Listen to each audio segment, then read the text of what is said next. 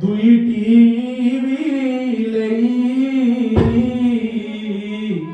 ଦିଟା ବିଲେଇ ଥିଲେ ସବୁବେଳେ ମାଡଗୋଳ ହଉଥିଲେ।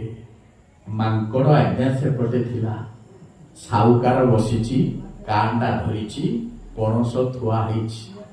ପୁଷି ପୁଷି ନାମେ ଥିଲେ ଦୁଇଟି ବିଲେଇ। ପୁଷି ଏକ ଅନ୍ୟେ ଆସିଲା ଧାଇଁ। ଅନ୍ୟ ପୁଷି ଚାହୁଁଥିଲା ମନର ଭିତରେ ଥୁଆ ହୋଇଛି ସାମଗ୍ରୀ ଯେମନ୍ତ ପ୍ରକାରେ। ମାଙ୍କଡ ଯେ ଘନ ଘନ ସେପଟୁ ଦେଖିଲା।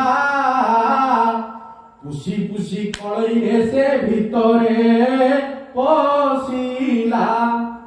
କାନ୍ଧରେ ଧରିଣ ଠେକା ନାଚି ନାଚି ଗଲା। ପୁଷି ପୁଷି ମାଙ୍କଡଙ୍କୁ ଚାହିଁ ଯେ ଥିଲା।